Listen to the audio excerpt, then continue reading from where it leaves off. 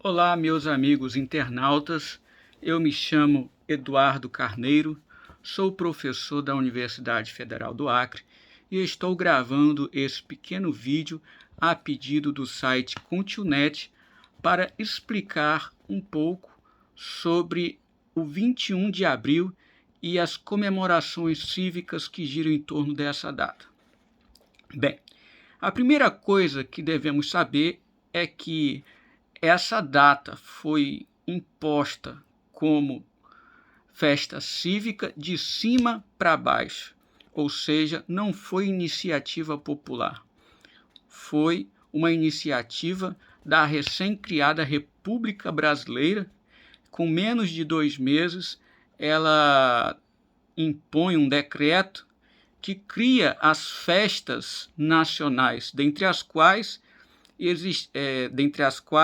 estava, então, o 21 de abril.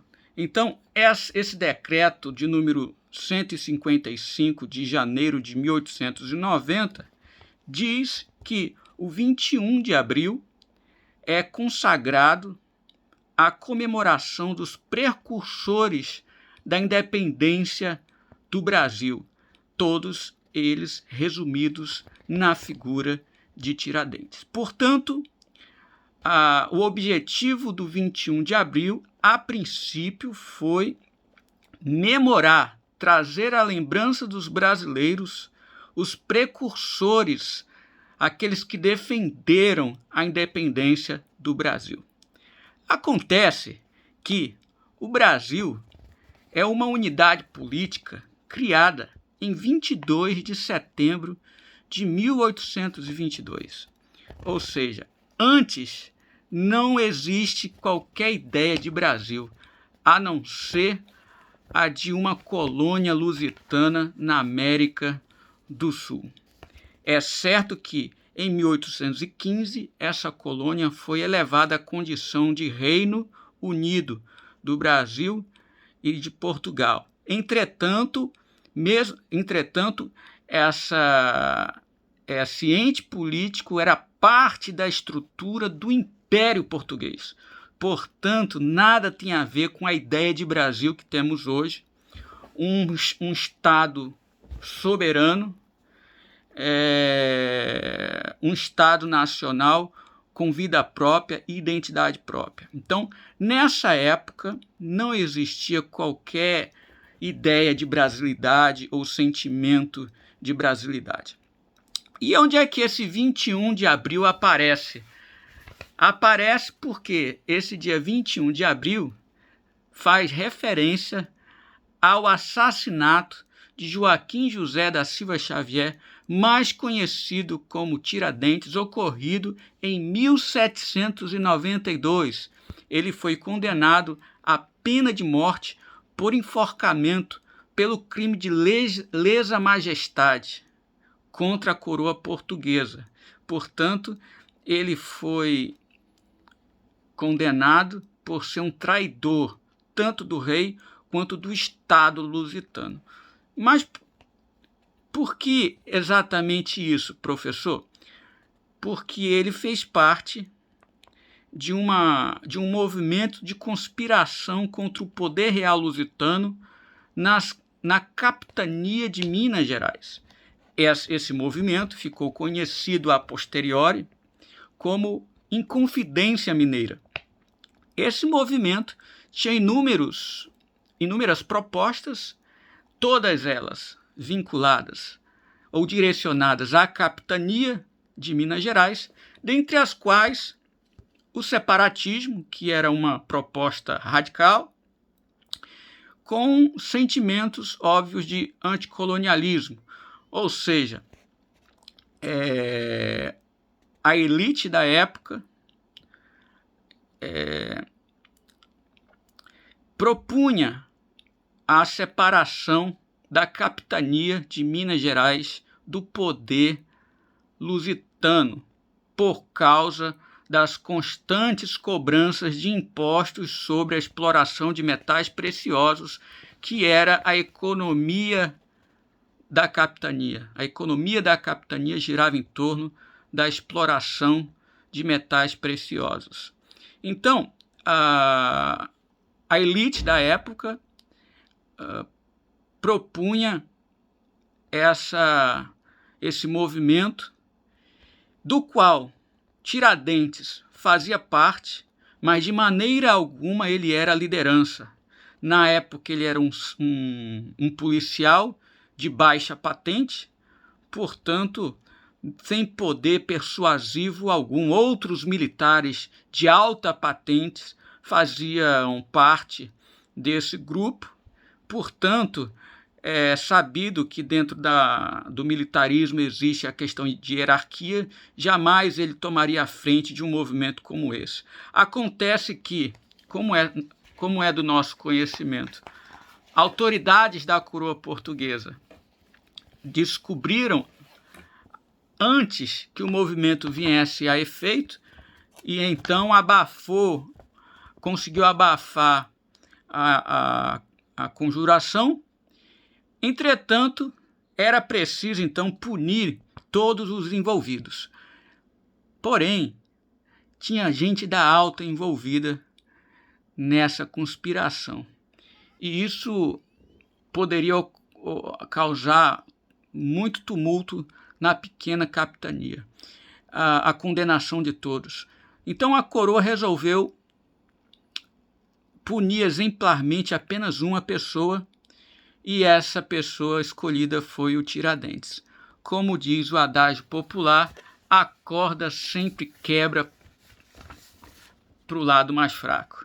Então, Tiradentes era a pessoa menos prestigiada no movimento, que acabou se tornando o grande culpado e condenado por ter sido o líder do movimento. Mas o fato dele ter sido condenado como líder não faz dele um líder.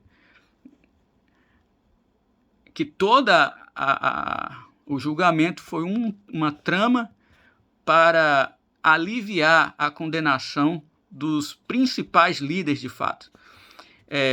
Então, dessa forma, podemos levantar alguns pontos. Primeiro, que ele não foi o líder, portanto, não lhe cabe qualquer status de herói. Ele não foi líder nem intelectual, muito menos o líder executor daquele movimento. Uma outra coisa que é bom salientar é que o Brasil não existia na época. Então não há cabimento lógico dizer que ele estaria lutando por amor ao Brasil. Lutar por algo que sequer existia. Portanto, isso seria um anacronismo. Os líderes, os membros dessa conjuração, não tinham conhecimento da imensidão continental que caracterizava o território colonial lusitano. Portanto, eles não estavam propondo que toda aquela colônia fosse separada ou independente de Portugal. Eles estavam se referindo à capitania de Minas Gerais. Então, não cabe essa ideia de que eles lutavam pela independência do Brasil. Primeiro, que o Brasil não existia. Segundo, que era apenas uma parte desse território que futuramente se tornou o Brasil. E o próprio Tiradentes, ele não era brasileiro.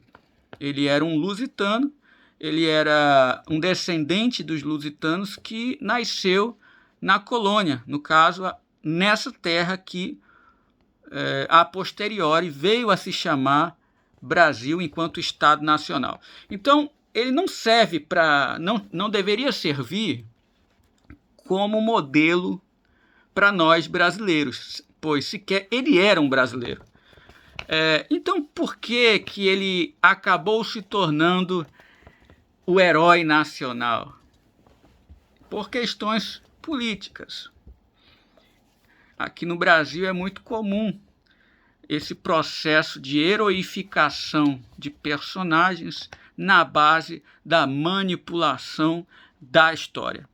E esse processo foi exatamente o que aconteceu com Tiradentes.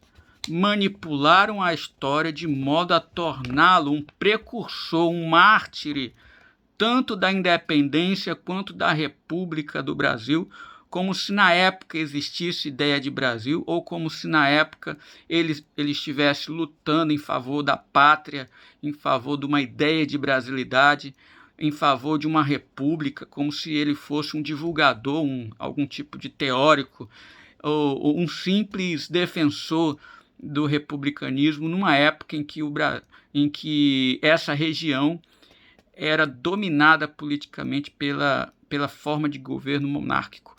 Então, construíram uma ideia de Tiradentes como herói. Essa construção é mitológica, é um mito. Ele não foi um mártir do Brasil e nem da República. Essa construção que fizeram em torno dele serviu e serve até hoje a um projeto de identidade nacional, justamente por governantes carentes de representação política, como foi o caso do primeiro presidente, que assumiu a República por meio de um golpe militar, como foi o caso de Getúlio Vargas, que em 1933 baixou um decreto tornando Tiradentes, além de precursor dos defensores da independência, também um precursor dos que defendiam a República. E todos sabem que também naquela época Getúlio Vargas havia assumido o governo por meio de um golpe militar, e em 1965 ele foi tornado o patrono cívico da nação brasileira.